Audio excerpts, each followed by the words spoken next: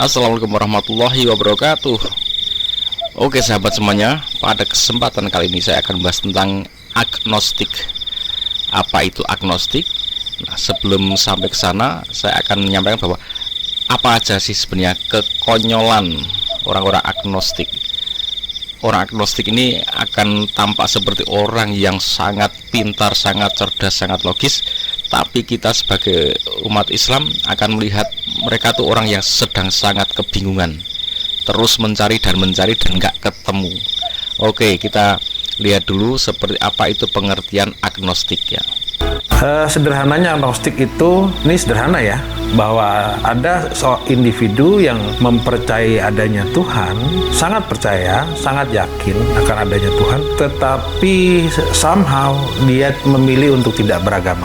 Kalau kita ambil salah satu yang menarik tentang agnostisme, mungkin kita bisa merujuk pada Friedrich Nietzsche ya. Mungkin beliau yang menetapkan batasan-batasan agnostik itu. Kenapa orang jadi agnostik? Ada 3 atau 4 gejala ketika orang menuju ke agnostik.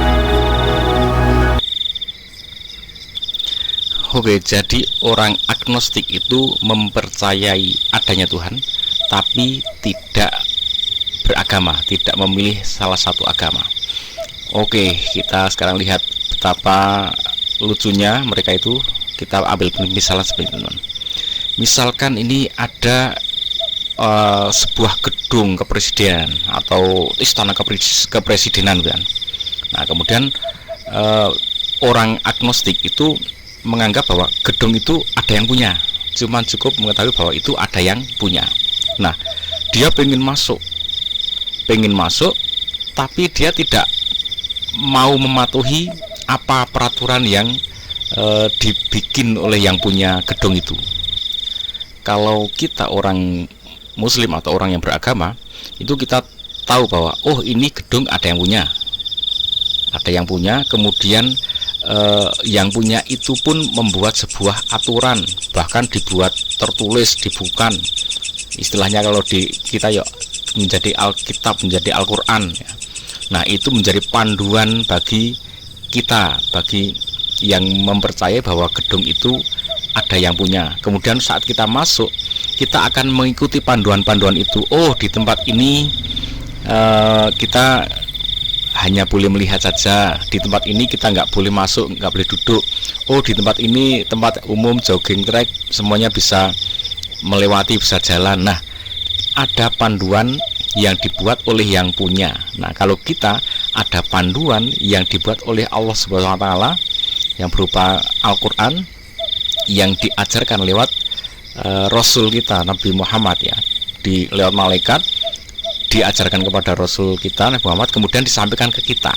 Kita mengikuti sehingga kita masuk taat peraturan dalam agama atau taat peraturan dalam gedung itu. Ya, jadi di dalam gedung itu kita mematuhi peraturan, enak kan? Dan itu sopan, sangat sopan. Tapi orang agnostik, mereka tidak mereka mengakui gedung ini ada yang punya, tapi mereka tidak mau mengambil aturan yang dibuat oleh yang punya gedung. Masuk gitu ya, pokoknya pengen masuk. Padahal di situ ada aturan nggak boleh nginjak rumput. Wah, terserah aku. Logikaku boleh kok nginjak rumput. Nah, dia akan melakukan sesuai dengan keinginannya, sesuai dengan nalarnya ya. Jadi bisa dibayangkan bahwa orang yang seperti ini sungguh tidak memiliki akhlak sopan santun.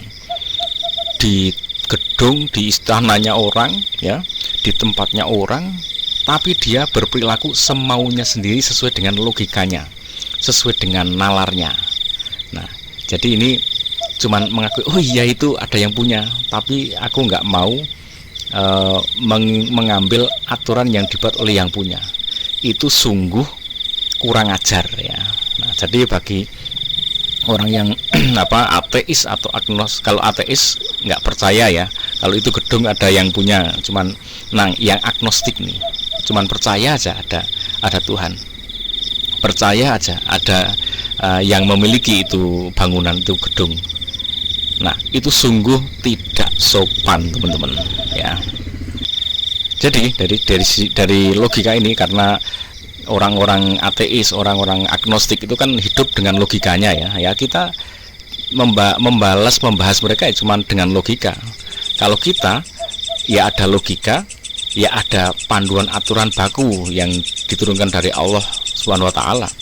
Jadi kita ada bagian yang kita tuh bener-bener pokoknya ikut aja, nurut saja ya. Tapi ada bagian yang bener-bener di logika. Nah, bagi orang ateis, agnostik, semuanya harus masuk logika. Kalau nggak masuk logika, mereka nggak nerima ya. Nah, maka kita ya hanya membahas mereka dengan logika saja, itu tidak dengan aturan Tuhan, nggak masuk aturan Tuhan. Setelah kita tahu seperti itu ya, payahnya sikap orang agnostik, logika agnostik, maka kalau bagi kita ya mereka biarkan aja hidup di Indonesia, mereka nggak masalah ya. Kita sebagai orang Muslim yang mayoritas ya tetap dengan rahmatan lil alamin, tetap melindungi mereka ya, tetap menjaga keselamatan mereka. Tapi kalau membiarkan mereka menjadi kelompok yang berkuasa ya, itu jangan ya, karena akan bahaya. Mereka hanya akan membuat aturan sesuai yang mereka sepakati saja. Aturan baik dan buruk ya tergantung otak mereka. Otak mereka menyepakati apa, melogikakan apa. Kalau mereka yang melogikakannya B ya sudah, itu menjadi aturan dalam kehidupan ya. Dan itu akan capek sekali mengikuti orang ateis agnostik itu. Karena apa? Semuanya baru dipikirkan, nggak ada panduan yang udah jadi. Wah, ada masalah ini, baru dipikirkan, cari logikanya untuk dijadikan hukum. Nah, itu sangat melelahkan ya.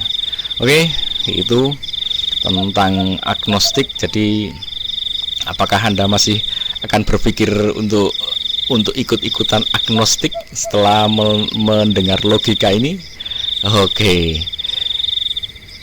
Ini saya misalkan seperti pencurian. Mencuri itu tidak baik. Semua orang tahu, semua orang sepakat bahwa mencuri tidak baik, mengambil milik orang lain. Nah, orang yang agnostik itu juga tahu, oh ini bener nih, mencuri itu nggak boleh. Tapi kalau memang dia tetap mau mencuri, ya mencuri aja kan. Sudah tahu nih nggak baik, ya mencuri aja. Atau sudah tahu yang bener itu dinul Islam, agama Islam. Yang benar itu ada Tuhan yang harus kita berserah dan kita mengikuti. Tapi mereka nggak mau ngambil, ya nggak masalah. Seperti pencuri tadi, sudah tahu mencuri itu salah, tapi tetap aja mau mencuri, ya mencuri saja kan gitu. Tahu kebenaran bukan berarti terus mendapat petunjuk, mendapat hidayah untuk mengambil dan berperilaku sesuai dengan kebenaran itu. Nah, gitu logikanya.